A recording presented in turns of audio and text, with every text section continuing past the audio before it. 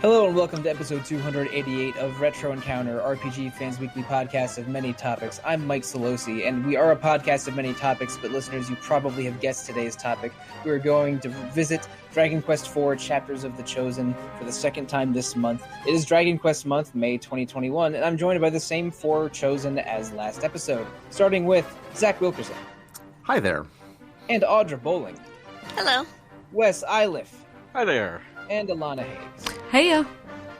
All right, so we're in Chapter 5, all five of us, and we managed to, I think we all managed to finish this game. It was a merciful 20 hours that I was slightly worried I'd have to pull an all-nighter to finish, but didn't, so I am more chipper than usual. Because Alana, the last time we played a DS game for the podcast, I was not chipper for that episode. That was a longer game as well. Indeed it was, but Dragon Quest IV, it's a 1990 RPG. We were all playing either the DS or mobile remake of it, both of which were based on the PS1 version, I discovered doing some background research this time. Mm-hmm. And ladies and gentlemen, I thought this was pretty good. It was a warm, cozy, nostalgic replay. It never wore down on me. I never felt like my time was being wasted. There was breadcrumbs that pointed me where I needed to go. This is a well-designed game that holds up shockingly well 31 years after the fact, is my overall feeling. But Alana and Audra, you were both the new players of Dragon Quest IV for the purposes of this podcast. So give me your impressions with both of you having finished it recently. Starting with you, Alana. Yeah, same boat, really. I really liked it. I was surprised at a few things. It's definitely a little bit more forward-thinking than I was expecting, which... yeah, like considering that it's 1990, I think we just said it came out originally. Mm-hmm. But yeah, I was also really pleasantly surprised at how good the mobile port was as well. Like it seemed to have the whole game has like tons of character, which is not really something I'm necessarily used to from RPGs of that era, or they were just kind of coming into fashion. I did like how it all came together towards the end and all the characters rejoined. But yeah, I was just kind of pleasantly surprised, and I always am with Dragon Quest games. Like I've played half the numbered entries now, and I'm still always really pleasantly surprised at how nice they are. You know what I mean? Like I think they're comfortable, and I should play them more often, is what I'm saying. And I'm agreeing with you. I mean, this is not a shocker. I'm a big Dragon Quest fan, and that is well publicized on the website and my social media and this podcast. So I'm always in favor of people I know playing more Dragon Quest. But Audra, you were in a similar boat to Alana. This is your first time playing Dragon Quest IV. So what were your overall impressions finishing it? I really enjoyed it. I liked the storyline. I was actually pleasantly surprised by it. I thought it would be thinner, I guess. Not as substantial. But it ended up being a pleasant surprise. The story, and I liked the layout of the game, and yeah, finding certain items just helped really quite a bit. Both of you mentioned being surprised. What was maybe one surprising thing that you weren't expecting in the game? Probably the whole Rose storyline. Yeah. Like in general, and this is not like a dig at Dragon Quest, certainly most of the games I've played, I would say the only villain that I really has stuck with me for all of them is... Ladja from 5. Like, I know Dulmagus is fine, and then some of the other villains I've played from the other games are good, but like, Sorrow and Rosa and their storyline in particular, like, really stands out to me. Like, even before that, not many games had really taken an opportunity to look at their villain and go, well, hang on a minute, here's the catalyst for what may have happened. Yeah, so many NES RPGs have villains that come out of left field or don't feel like they've been properly built up. But Sorrow is very present from very early on, and when you do eventually fight him, it feels like an epic clash that had been in the background until that moment. And we'll talk about Sorrow later. I'm 100% certain. But Zach, this is your first time playing Dragon Quest IV after a while. How does it hold up for you? Yeah, I mean, it's been a few years. Yeah, I mean, I think that it is a very comfortable RPG. And as we were talking about, you know, sort of in the chat beforehand, like, I feel like 4, 5, and 6 all play, in 7 to some degree, all play pretty similarly. So, like, I liked being able to do it at sort of like a lower level, just kind of knowing how Dragon Quest games work, which I thought was fun. And I've said this before, like it feels so much like the start of the story-based RPGs of the Super Nintendo. Like it still has a little bit of the NES, like I'm not sure where to go. You have to talk to these NPCs, and I'll admit that I may have relied on a guide just for time purposes this time, and not talk to NPCs as much as maybe I should have to figure out where I'm going. But like I like that it has a little bit of feel of that. You need to talk to NPCs to figure out where to go, but that's story-driven, not in like a even Final Fantasy IV kind of way, but in a way that indicates where the genre is about to go. And I feel like in 90, maybe Phantasy Star 2 had done that, but it wasn't common yet. Yeah, there's weird event flagging in this game sometimes. And it's I don't think it's even event flagging. You could probably, if you know exactly what item to get or where to go next, you probably can just accomplish those tasks without hearing about it from town. But the game that's definitely a thing I did. Yes. Yeah, but yeah, right. but the game definitely intends for you to explore around, use every location that you know and all the information that you know to ask around and figure out exactly where to go next. And sometimes it's not even that obvious. At one point, you need to use items in the treasure room of one castle to get to the next castle. And it's we'll get into that a little bit later. But Wes, I want to hear from you. I believe of the five of us, you've played Dragon Quest IV the most, and maybe hold it the dearest to your heart. Dare I say? I mean, you're saying how it was a true all-time favorite for you in the previous episode. So what was going through your heart and mind replaying it this time? Well, it's still been a little while since I've played it, but Dragon Quest IV has always been my favorite in the series, and it's a series that, I hold pretty dearly as it is. And this time around, I think about games a little bit more deeply than maybe I did the last time that I played this, and I started to be able to get a better feel for exactly why I love this so much. And part of it's that, that comfortable loop of the first time you set out of a town in a Dragon Quest game, it's something special and unique, and you get that so many times in this. But it's also kind of how straightforward a lot of the decision making is. You've got these really nice, robust characters, but you kind of know what they're about when you get them. Like when it comes time to build a party, it becomes very simple. You never feel like you're falling behind at any point because, I haven't been using this character, and all of a sudden they're essential. They're generally all growing with you. You're understanding kind of what the tools you have in your tool chest are. And it's got this, distinct charm to it because you can just kind of sit back and enjoy the game without having to stress about it, which is a nice change of pace from a lot of thought-intensive RPGs. Right. This game has distinct characters and a story design and gameplay design that feels like it all neatly fits together. Like I've compared Dragon Quest games to jigsaw puzzles in the past because the whole feels greater than the sum of their parts, and the parts all feel like that they neatly mesh together, and story threads are tied for the end game. And I think that just goes into Yuji Horí's narrative design and game design sensibilities. He likes games to be nice and for them to wrap up nicely. I think that's successful in Dragon Quest IV. People that are maybe critical of Act 3 in Dragon Quest XI maybe wish his design sensibilities were less nice. But yeah, Dragon Quest IV is nice. I hadn't played it since first playing the DS version, which would have been 08 or 09, I think. So it's been 12 or 13 years. But I had a lot of fun. And when I was trying to remember things in the previous episode, like I think I mentioned that Tornico ends his chapter by finding a ship. I was conflating what he does in Chapter 5 with what he does in Chapter 3 because at the point I hadn't finished Chapter 3 yet. So like I there was a lot of things I half remembered or didn't totally remember, and playing through it in Chapter 4, playing it through this time around, like things were coming back to me, and parts and like familiar things are falling back into place. I didn't remember there was a kingdom named Themyscira that right. a female / Themyscira reference that I definitely would have gotten 12 years ago but didn't remember. Everything about this game felt familiar and cozy, but it also had a design that I think held up. And again, I am surprised that this was a 1990 game design that was largely unchanged through multiple versions. I think the PS1 version added the Chapter 6 post game. They added the Immigrant Town side quest, and added the controlling your party members directly instead of strictly with AI, which was the most important change of all, of course. Yes. Like changes that I would say are positive and unobtrusive in general. So let's see where we left off. Essentially, you start at level 1 again in Chapter 5, and as you go through the game, things that happened in the previous 4 chapters sort of come full circle a little bit.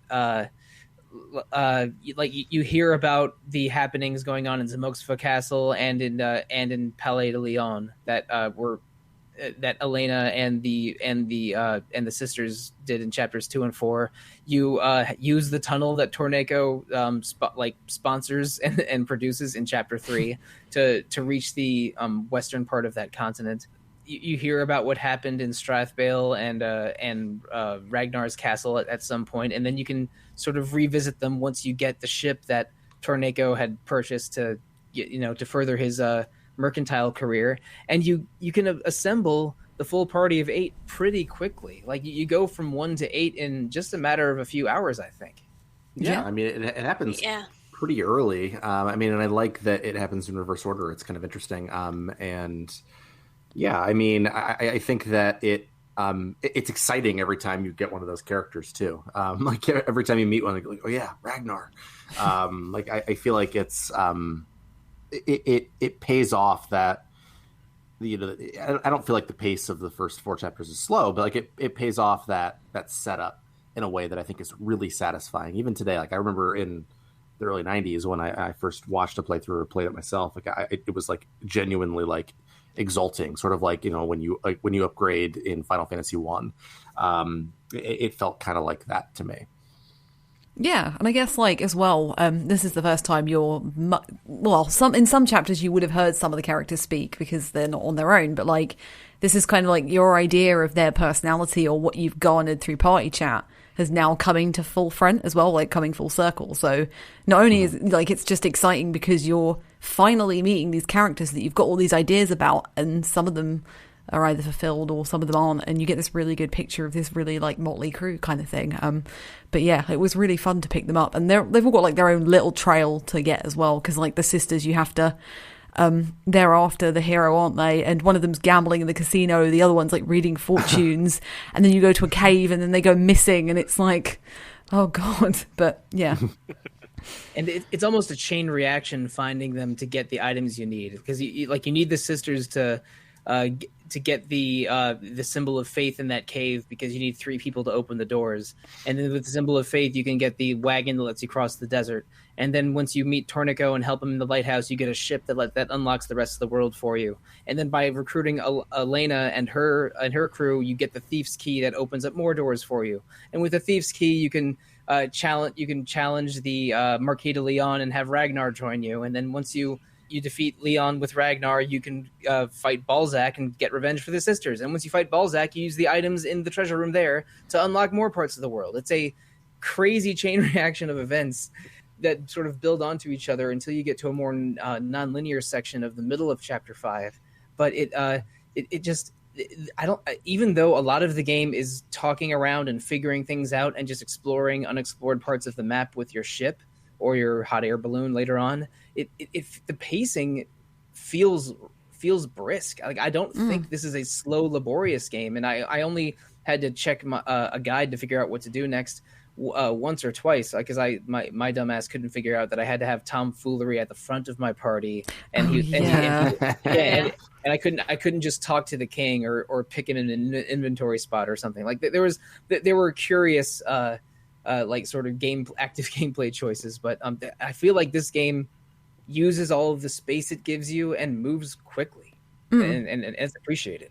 Yeah, I mean, Alena having the thief key feels a bit redundant when she just kicks doors down all the time. So, like, maybe my favorite part. Maybe the so best introduction to any Dragon Quest character in the history of the series, which is something. I think we should just have more women drop kicking doors down in video games in general. I support it. I can get behind that. Absolutely. There was a lot going on in Chapter 5. Again, it's something like 60% of the game. Do we have a favorite moment or a favorite sequence that anyone wants to bring up specifically? Alena's intro was just awesome. Agreed.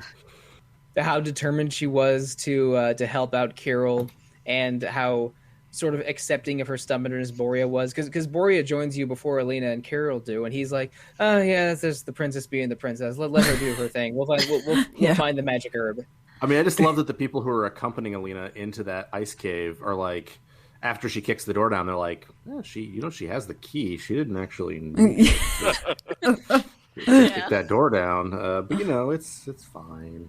I just think that, I mean, again, like you're talking about an NES RPG here, like even like in the NES version, you get a little bit. You don't have party chat, of course, but like just like the way they establish characterization with her, in particular, I think which is why she's such a fan favorite. I think that moment in particular is one of the reasons she's such a fan favorite. Probably the main reason is how often she crits, but and how she gains like 6 strength and 7 agility with every level. Yeah, she can max it all out at in the 50 to 60 range, which is crazy. I throw a meteor bracer on Kiryl, and she's still acting before him. Mm-hmm. Yeah, I mean, I just think that it's I'm not trying to ape on Audra's moment, but it is my favorite in the early chapter 5. There are these moments of spectacle. There are a lot of really cool things that happen regardless of the version, like going up to Zenithia for the first time. It's such a big, impactful moment to kind of walk on the clouds and see this race that's only been hinted at, and see a dragon in your Dragon Quest and get to talk with it and not fight it. That's a satisfying experience. But what I was kind of impressed with are some of the little bits of animation that were obviously introduced in the PS1 version, like draining a waterfall to go explore this cave and find a liquid metal sword, and I'm sure we'll get to this, but the way that the final boss moves between phases of that final battle, there's this crazy spectacle that goes along with it that, you still don't see in 2D animation today that often. Yeah, skipping ahead a little bit, when you fight Sorrow after he uses the Secret of Evolution, he starts out just looking like a gold version of a Stark, which is a boss from only a little bit earlier, but he goes through 7. That's a 7-phase battle where he loses both arms, then his head, then he loses his head, then a new face materializes on his chest, then he regrows his arms and a second head, and his legs extend out, and it's sort of weirdly grotesque and surprising and long lasting. That final boss fight, I think maybe we mentioned it on the draft episode, but it just goes on forever and ever. And it becomes a battle of attrition to a degree. If you don't have the what is it called, the Baron's Bugle or something? Baron's Bugle. Yeah, if you don't have the horn item that lets you summon your wagon and you don't have your full complement of party members, I mean, I don't think I could have done it. I had to switch people out just to have extra HP to absorb his attacks and extra healers to come in to not die all the time. I don't know if I was over leveled or under leveled. I was around level 33, 34 range for the final version of Sorrow, but it was a little bit of a close shave. But I also felt like I never had to really do much grinding in this game. I got a little bit lucky and fought like 5 liquid metal slimes, or killed 5 liquid metal slimes in just one dungeon. Yep, where I had the exact same experience. Was it the Royal Crypt? Yep. Yeah.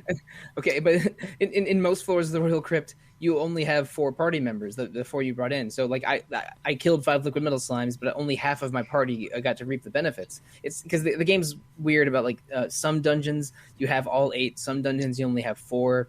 It depends on what kind of building you're entering or exiting, and that's a little annoying. But for most of the second half of the game, I think it was like Hero, Ragnar, Kiryl, and Maya were just way higher than the other 4. Yeah, I didn't have to. I did do a little bit of grinding, but I do like killing metal slimes. It's like my favorite thing to do. I don't know why. It's just satisfying. Like, go ahead.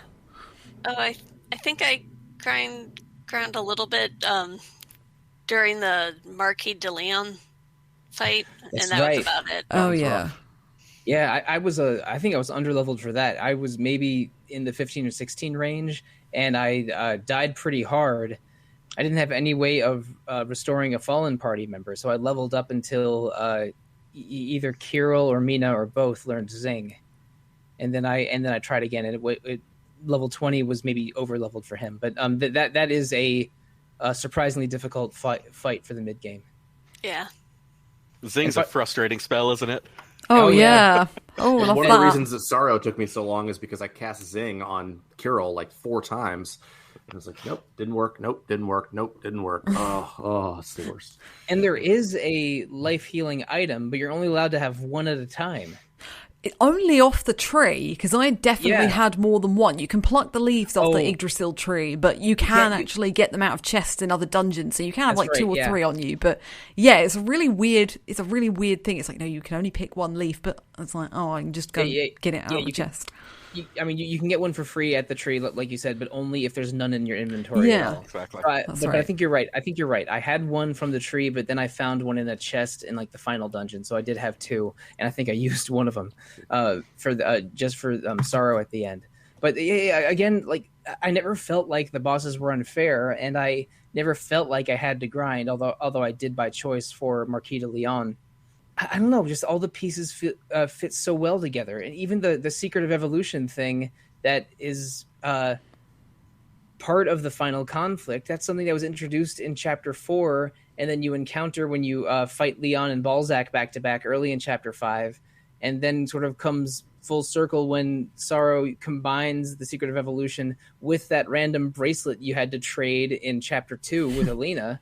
To become that grotesque 7-stage final boss battle. There are so many smart callbacks in this game that I cannot believe it's 1990. It was a 1990 game. We're going to keep saying that over and over, but it bears repeating. But let's see. One part of the game that is maybe my favorite is right after you beat Balzac. You have a ship, you have your full complement of 8 characters, and you have a couple items from the treasure room of Zamoxva Castle that really opens up the game, because your next goal is to get the 4 pieces of Zenithian equipment, and you don't have a lot of prompting on how exactly to do that. This is the Dragon Quest III part of the game, because more than half of Dragon Quest III is you need the 6 orbs, go get them, and you have to sort of figure it out. And this is like a somewhat more truncated version of what DQ3 does, but it's, I don't know. It felt like quintessential Dragon Quest. I was revisiting every town, talking to people, allowing myself to zoom back to previous towns, figuring out where to go. I got to blow up a mountain with a magma rod. All right, let's do it. That was a really fun, satisfying part of the game for me. Yeah. I mean, and I feel like it is. You're right. It's a callback to Dragon Quest III, but I think that because it is like a shorter period of time, like you can.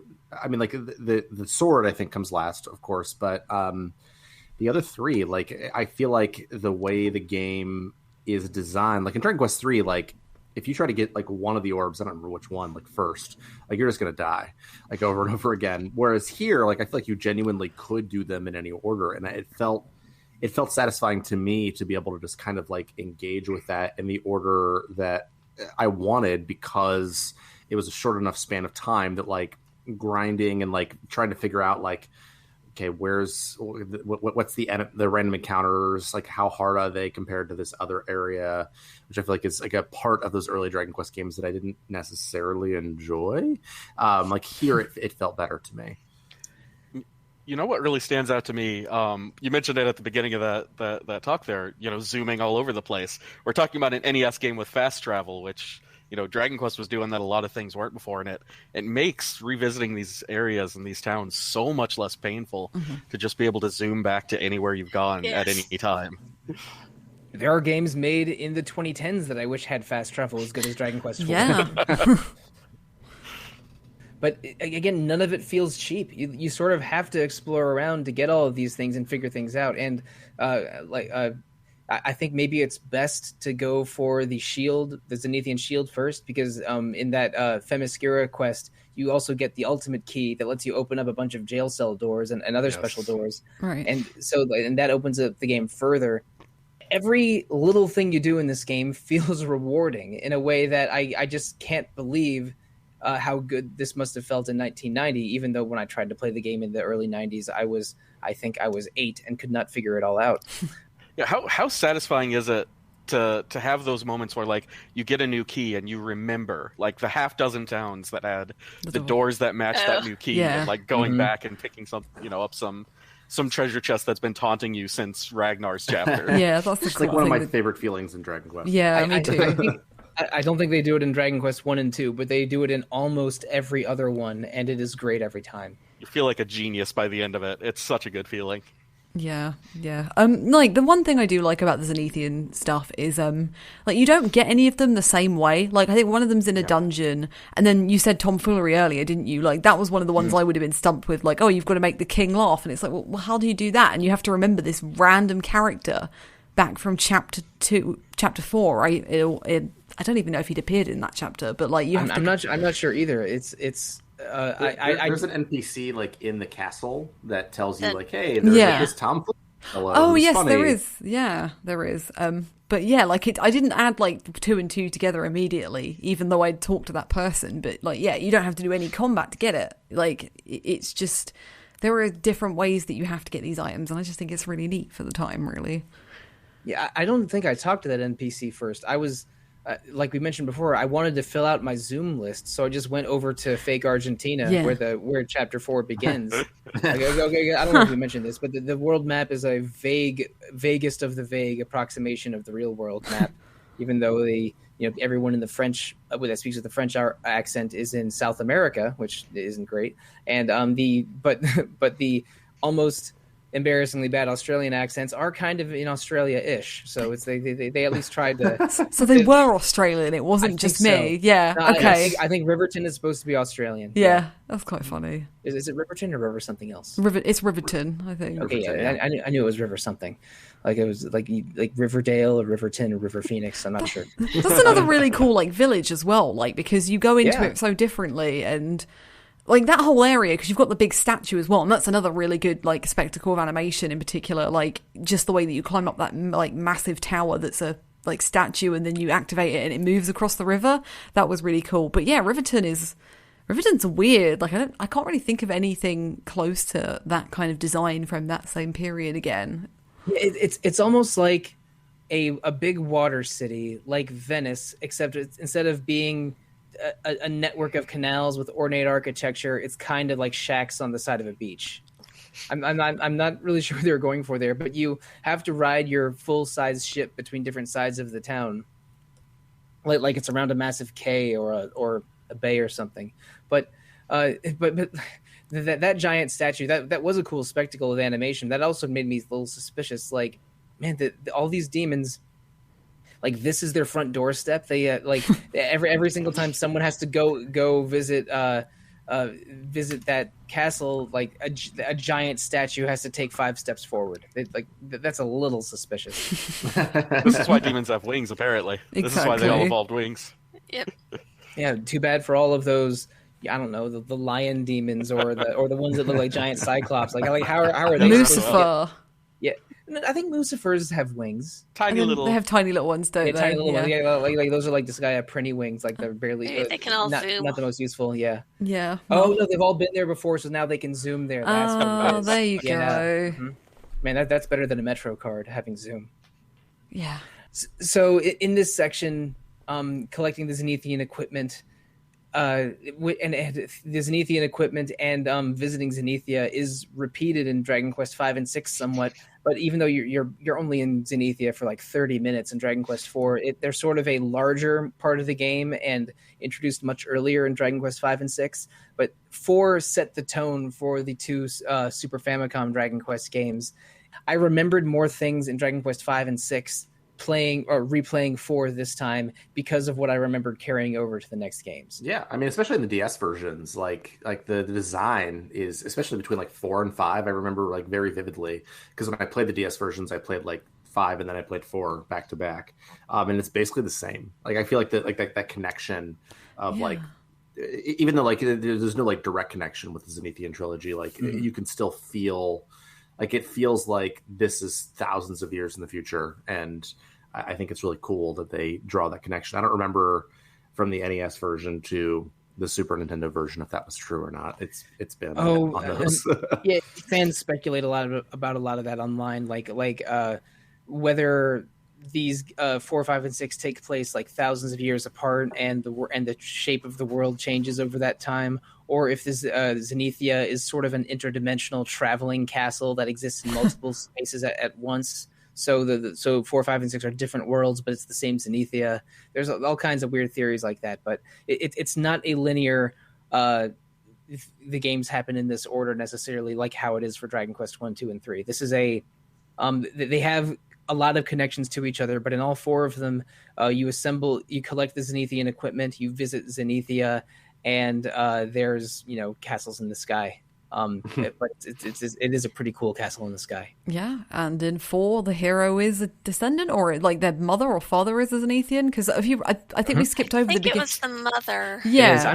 The mother. Is there a way to meet your mother in Dragon Quest 4? Because I think they even mentioned that, she married a woodcutter, a human woodcutter. Then the woodcutter dies, and then in her grief, the hero's mother had the baby adopted to someone on the surface, but never left Zenithia again. But is there a way to find your mom? I looked and couldn't find her.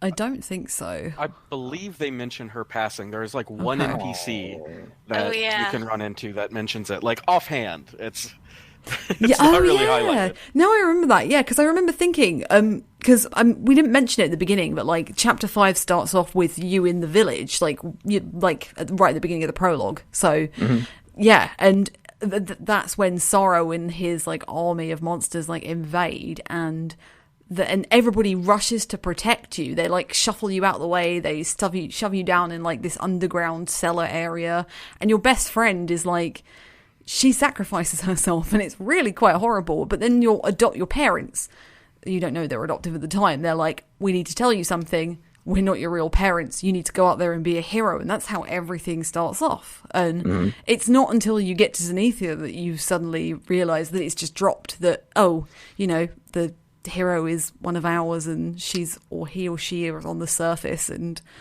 we might be able to say she. Did anyone go with a boy hero this time? I did.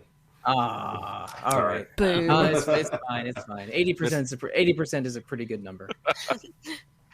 Missing out on the best hair in gaming, but it's all right. Hey, I used a female last time. Fair enough.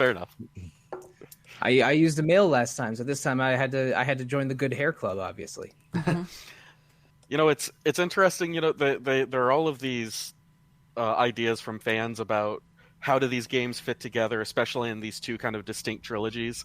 And I think that those questions of like deep lore and how these games connect are just not questions Dragon Quest cares about answering. It's I don't quite think Rory cares at all. Yeah, it's quite refreshing, to be honest. Like, I mean, I love stuff like that, but also, yeah, like you kind of get the complete experience in one go, and you can't say that about many things, can you, really? It's the anti-Kingdom Hearts. Yeah. Correct. The anti-Tales. Yeah, no, I was going to say anti-Trails, because... Yeah, Tales and Trails. You've got to read all the supplementary material, and you've got to listen to the audiobooks and the drama CDs, and, you might want to buy that bracelet because it might have some hint on it or something. I don't know. I'm just... And I know there are no numbers in this game, but it's in the title of this game, but it's actually the 6th game in a series of 10, and 2 of them are Japan only, and I'm not making any of that up. No.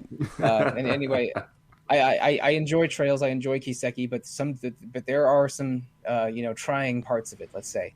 And while Dragon Quest 4 and most Dragon Quests are in a neat little package, this neat little package, after you learn more about your heritage by going to the different countries that know a little bit more about Zenithia than you do, you finally get a hot air balloon, because you need a gas canister of all things that the king of the underworld from 1,000 years ago stole. Right? Yeah, right. It's like of all the things to need, it's a gas canister in a vaguely medieval fantasy RPG, and of all the things to happen to that gas canister, the king of the underworld stole all of the remaining ones. Just having a big grill up, and you've got to keep hell warm somehow, haven't you? Like, he is a big, angry, horned blue man. That is Stark. Yeah.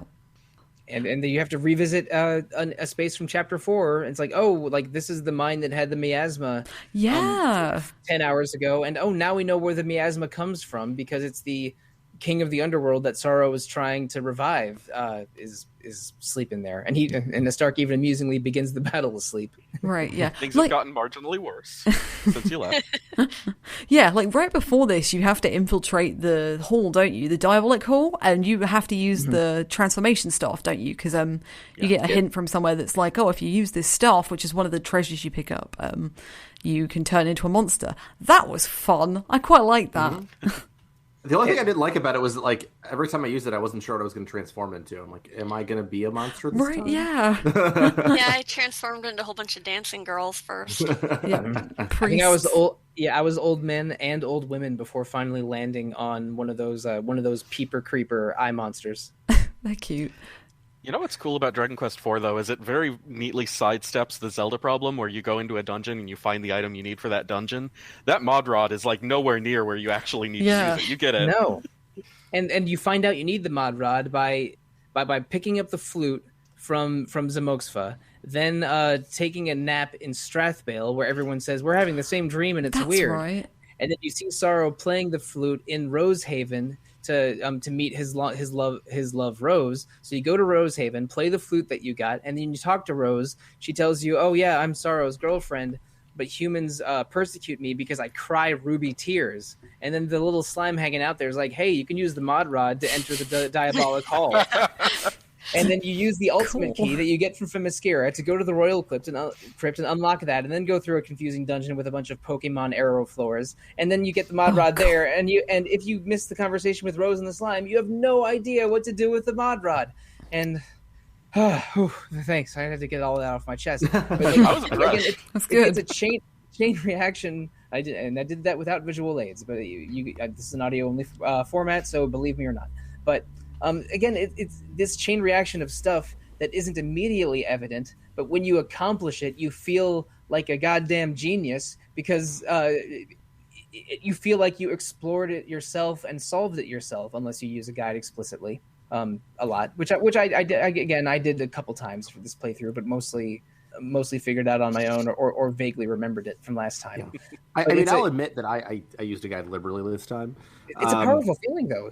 But when I was a kid, like any of those first 4 Dragon Quest games, like when you like finally figure out like this one spot you're supposed to go, and there's like it's one place you're supposed to go, it's like a feeling that you don't get from too many modern RPGs. And honestly, like me using a guide is a great example of why I'm like, I don't have patience for this. Like, I just want to get through it. We're talking like the age before the internet. Like it was like, I remember the first time I played Dragon Quest IV and figuring out that mod rod thing, like it was exalting. And that is, it feels like such a feeling that is exclusive to early Dragon Quest that is like kind of remarkable.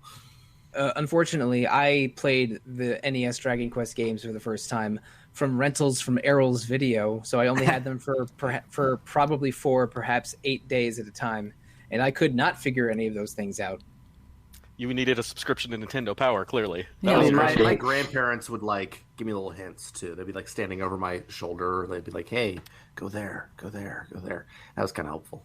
Now, ironically, I'm usually the person at the end of the text chain when someone needs help with a weird RPG that I played 7 years ago. One of my friends is playing Mass Effect for the first time, and he's texting me things like, "So is it worth it buying any equipment before the N7 gear?" And I'm like, "No." But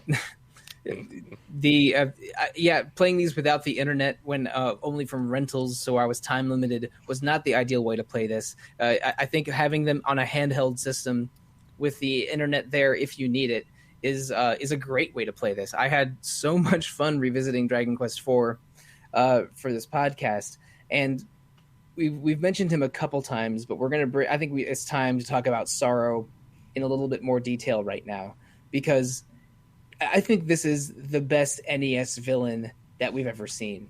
Maybe Not even close, really. like I don't know how strongly you feel about the Mr. X Dr. Wily reveal in Mega Man 6 or some I remember version, that very vividly. or some version of what Bowser or Ganon do. But Sorrow is introduced by name early. Like in chapter 1, there's the demon army assembling and there's a champion. In chapter 2, there's this guy Sorrow that's the strongest person anyone's ever seen. In chapter 3, I don't know, Torneko's kind of doing his own thing. But in chapter 4, The secret of evolution is being sought by the demons, and Marquis de Leon and Balzac, who have a connection to the sisters, are both working for this guy named Sorrow. And then when you're locked in the secret room at the very beginning of chapter 5, when you hear your best friend and your parents die, like one of the people there is this Sorrow who believes he has extinguished the hero of destiny. There is like Sorrow has such a presence. And then the first time you see him is maybe when he's wooing his elf girlfriend Rose. Is it Rosa or Rose? It's Rose, because it's Rose Hill. Rose Hill. I might have said a different name because I can't get any name right in podcasts now. So you know of this terrifyingly strong commander of the demon army who hates humans. Then you see him with Rose and say, oh, there's a sensitive side to him, and he hates humans because they're persecuting the love of his life. And then he's sort of manipulated by the other demons. You run into a conversation between Amon and Barbados where they kill Rose, blame it on the humans, allow Sorrow to go crazy so that presumably Barbados and Amon can, or Amon maybe, can take over the demon army. So like he's the strongest demon. He's he hates humans. He's being betrayed by his own demon kind, and he has this a somewhat more empathetic side to him.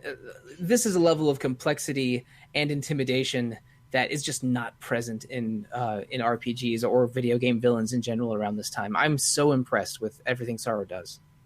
Yeah. Yeah, I mean, even before, I mean, like, obviously, we'll talk maybe a little bit about the post game, but even before the post game, just like that, like us actually understanding what they're doing, and like even if you compare them to like I don't know the Dragon Lord or Malroth or whoever, like we know why he's up to what he's up to, and it's not just like because the world needs to be destroyed. I mean, like I feel like that. And it sounds ridiculous now, and I feel like we sometimes get a little obsessive about like villains where we know their motivations and they have cool ones, and like I think about someone like Kefka who's like the polar opposite and is amazing. But I feel like the first time I played it, like I remember sympathizing with him, even on the NES before you get all that backstory, because like all the Eamon stuff is like totally added in, like it's not in the NES version. Even like the post-game stuff with him is not added in, but at least I understand why he hates someone, and I like that a lot.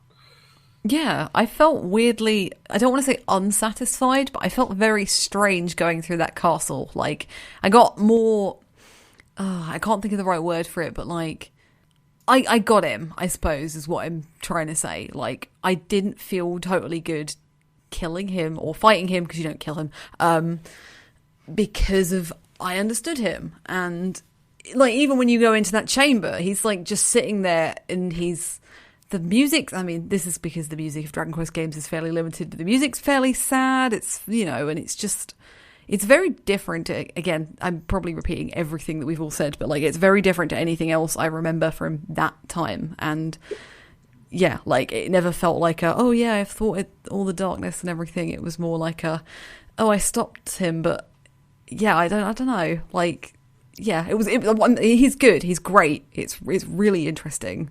I mean, maybe Dark Force or Dark Fact or Dark something else also had, gravitas to them. But I mean, how many 1990 or earlier games have a truly tragic villain? Because I don't want to put words in your mouth exactly, Alana, but when you're going through that final castle, you're there to kill Sorrow, but that Sorrow is doing this out of love and grief, and that's just. That feels awful that you're killing someone that just probably just wanted to have a happy life with his loved one. Yeah. And the secret of evolution, which is, I don't know exactly if it's translated differently in Japanese, but it's basically a concept of forcibly transforming yourself and giving up your humanity and your mental faculties for power. But again, Balzac stole it from Mina and Maya's father. Then it was an ancient secret that Astark had used centuries earlier, and if you combine it with that amulet of transmutation that is in an earlier chapter, then it's enhanced further. And Sorrow, who's strong enough, who probably doesn't need it to kick most people's asses, uses it after Rose's death because he doesn't have much to live for anymore, other than the destruction of humankind, which was exactly what Amon wanted. Because Amon is like, I'll have Sorrow turn into a force of destruction. He'll wipe out all of humanity. Then he'll burn out, and I can be the ruler of the whole world and demonkind. Is I think basically Amon's plan. Maybe it's slightly more complicated than that, but like for all of that to tie up the way it does, the Sorrow you're fighting is not the cool demon with a headband and a katana, which is a hell of an edgelordy design for whenever that PS1 remake happened. I think like around 98, 99 or something. He's not that cool collected demon anymore. He's this big rage monster that you have to put down almost like a rabid dog or something. Yeah, and it's almost kind of just sad that in a way that he lost himself that much. But then you have an opportunity to change all of that. Ooh. After you beat Chapter 5, you're allowed to reload your save, and you unlock a secret Chapter 6 by visiting Azimuth, which is the town right before Zenithia and the end game. You learn about this item called the Yggdrasil flower or Yggdrasil blossom that allows you to basically to reverse death under weird specific circumstances. So you have to go through this dungeon, fight a truly silly super boss of two like Tweedledee and Tweedledum thieves that remind me a little bit of Salt and Pepper from Chrono Cross. Yeah, they do. Oh, for sure. Yeah.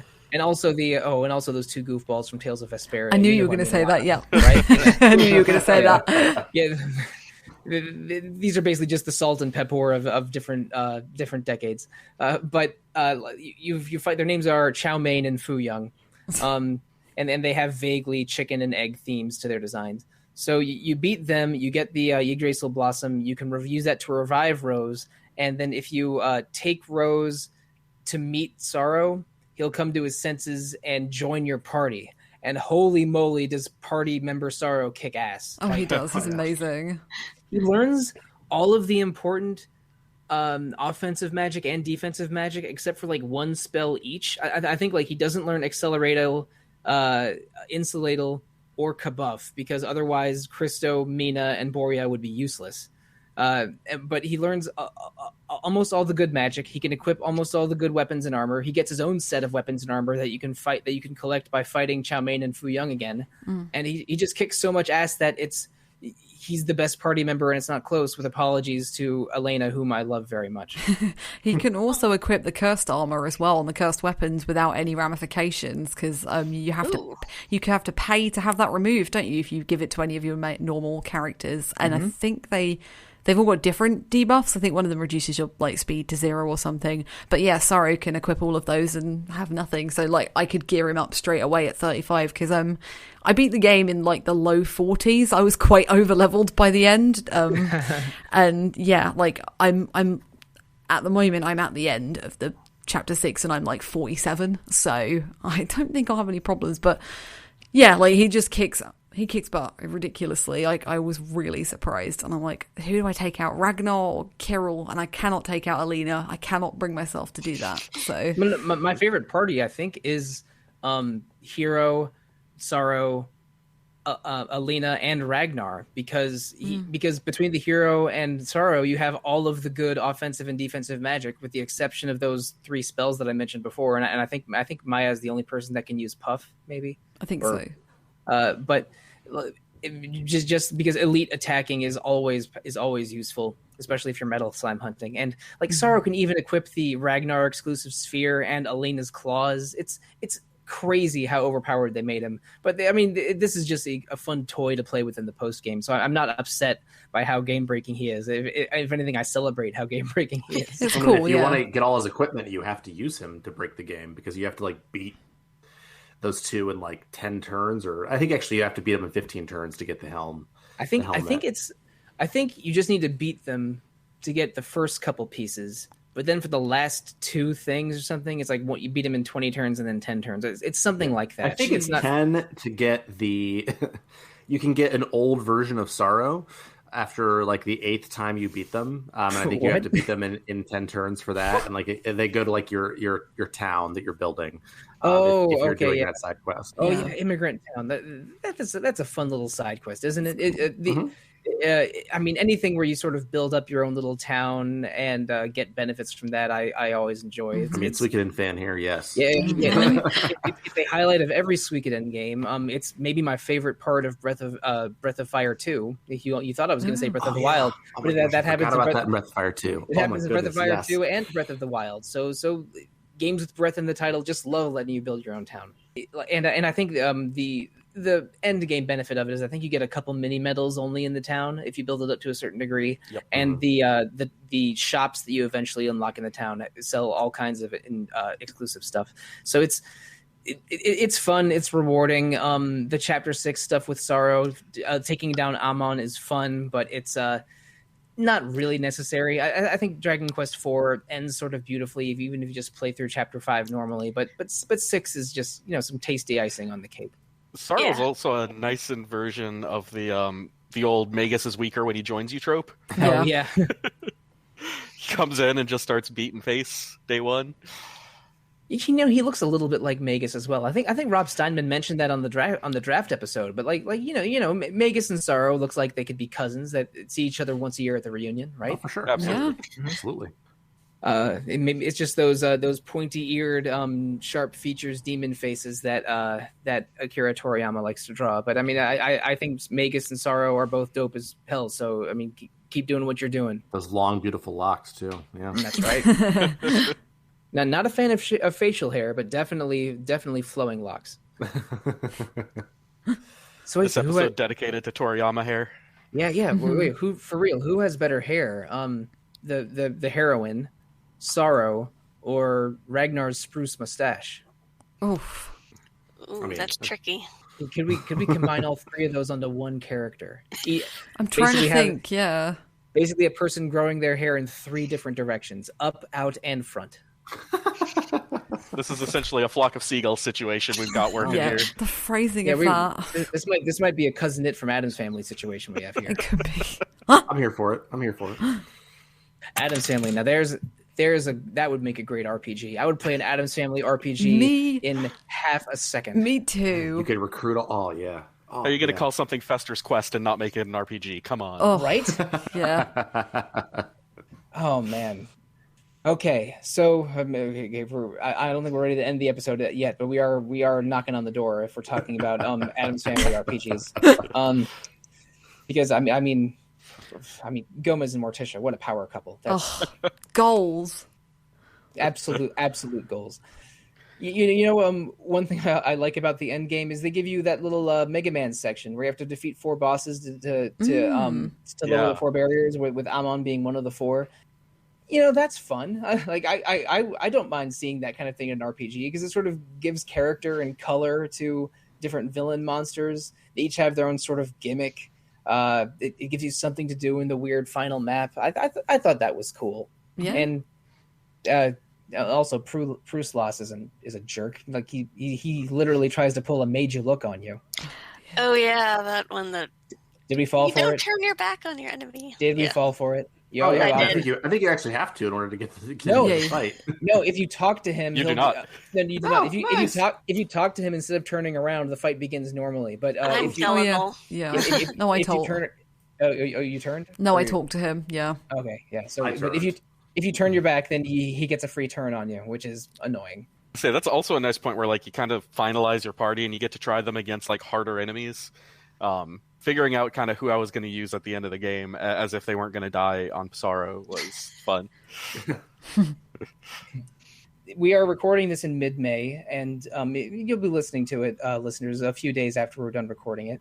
But we know that there is a Dragon Quest 35th anniversary special announcement coming in late May. I forget the exact day, but it is something like the last week of May. So we don't know anything about it yet. There's all kinds of rumors about it, whether it's a remake or Dragon Quest 12 or what have you. But I want to, get a little bit less retro for once and prognosticate a little bit. What's either something you think might happen at that announcement or which I believe it's a press conference or a live stream or something. What do we think is something that's going to happen or something that you want to happen? I'll go first. Give you guys some time to think. I want a Dragon Quest Musou game, Heroes 3, but with Dragon Quest 11 characters in it. Because if there was anybody made for that kind of game, it's Jade. Yeah. And Yes. And again, I only messed around with Dragon Quest Heroes 1 and 2 a little bit, but it's not my favorite genre of game. But now that Dragon Quest has already had its 11th game remade twice, it's time to get into some Dragon Quest side games, and I think might be the time for Dragon Quest Heroes 3. But what other ideas do we have? I think that they will probably port the Zenithius trilogy to the Switch. It's an easy change. It's an easy moneymaker. I mean, you don't have to do much to them, given that they already have them in mobile form. Like if it was just if they only had the DS versions, that would be more complicated. But it just seems like easy money sitting on the table that I'm guessing they will do. Whether we'll get it or not is another question, I suppose, but depends on how well 1 through 3 did here. But that's right. 1 through 3 are on Switch, but 4, 5, and 6 are limited to the DS and mobile ports. So having those on Switch or PS5 or elsewhere would probably be a moneymaker if it's not too resource intensive. Yeah, well, I mean, the live stream is the first one that's being dual broadcast in English as well ever, so that should tell you that the series on its own has really grown in popularity over the last couple of years, so I'd be surprised if anything announced on it isn't like a dual announcement, essentially. I'd hope, anyway. Maybe I'm just being really optimistic, but... Yeah, I don't have numbers, but I think Dragon Quest XI did very well because there was over a year between Dragon Quest XI in Japan and the first PS4 release in the US. I think it was like July 17 to September 18. Yeah, it was. But it's been remade and re-released in a way that makes me think it did well worldwide. So to have this simulcast in English, I think this could be a very big announcement, probably bigger than the Dragon Quest Heroes 3 that I proposed. But what I'm really hoping for is Dragon Quest 9 on the Switch with online function. Yeah, that'd be nice. That would be awesome. That's the remake that I think is the most urgent, because I mean the previous 8 have all been remade at least once. Yeah, I'd be there. So there. I'm dreaming a dream of Dragon Quest X. I'm not gonna lie. I would love if they did Dragon Quest X. Too. Do you want it to be the full MMO or a way or something that was remade or restructured for single player? I think if they were going worldwide, they'd almost have to restructure for single player because I don't think they're gonna make the profit needed to do it as an MMO in the West. Maybe that's just me being pessimistic. I'm already sort of like consumed with this other MMO. Yeah, so I don't know if I've got enough room in my heart anymore. Yeah, I mean, if it goes MMO, I will definitely sub. 100%. Yeah, I am on break from that other MMO, and I'm playing an action RPG that plays a lot like an MMO. So my time is not, I don't know if it's that precious because I mean look what the hell I'm doing with it, but it's a full MMO version of Dragon Quest X would be a huge temptation. Audra or Alana, do we have any other ideas? I was agreeing with the Dragon Quest X actually. So. I mean, there's one that's just sitting out there that we haven't said yet. Yeah, I think Dragon Quest XII will be teased. It would be weird to have the 35th anniversary without the next big game in the series. Like, what, 2017? Agreed. So that's 4 years since Dragon Quest XI originally came out, believe it or not. So yeah, 4 years. We wouldn't accuse them of overexposure for that kind of differential. No, and I think we'll get even just like a little teaser, but like we'll have it next year or maybe 2023 at the very beginning because those development cycles aren't like too long. What I'd love though is a new composer. Thanks. Like that would be the 35th anniversary. Just like, Sugiyama doesn't want to compose anymore. Great, wonderful. Oh no! What a shame. Oh no! And there's so many talented composers that Square Enix either employs or works with all the time. Oh no! So there you go. Please give me that, Square Enix. That'll be great. Thanks. All right. So, okay, Dragon Quest 12 is 8 Dragon Quests after 4. So I think if we're talking about future Dragon Quests, maybe we've exhausted our discussion on the Dragon Quest that we've been playing for the past couple of weeks. But listeners, thank you so much for joining us on this journey through Dragon Quest 4. over 30-year-old RPG that held up surprisingly well. The tone of this podcast was very positive overall. I mean, what's our biggest complaint here? I mean, I think that maybe Tornico's not weird enough. I wish he gave me more. I wish he gave me more of a reason to use him other than the flails of destruction. I actually wish that I had any reason to ever put him in my party after chapter 3. Yeah. Make him like the only person that can use the liquid metal sword or something. Or the only person you can have the falcon earrings on or something. Yeah. Right? I think even when you get the flail of destruction, which is hard to get because you have to either build up your town all the way or get 45 mini medals or some crazy number. Like him and Ragnar can use it. So why on earth would you give it to non-Ragnar? Hard mode? I don't know. Like, yeah. Put them both in your solo party. the game with just Tornico. Done. Oh, yeah, there you go. Both in your party, 2 flails of destruction. That's the move. Thank you, Wes. Yeah. Listeners, we all really liked this game. It comes wholly recommended. We apologize if you listen to this podcast without playing the games. Now you know everything there is to know, mostly. But this is a great game, and it comes wholeheartedly recommended. And maybe if Zach is a proper Zach Stradamus, we'll be able to play it on the Switch soon. One can hope. Yep. I guess it's time to end the episode. Thank you so much for listening again, listeners. Next week, we are going to be rehashing part of what we did in this episode because we are doing an RPG Villains episode, and it is going to be about Sorrow the Manslayer. I think he's probably the best Dragon Quest villain, and we're going to go even deeper into him than we did in this episode in the next episode. So RPG Villains, Sorrow the Manslayer, coming next week. But what's after next week? It's the month of June. In June, we have a couple episodes planned.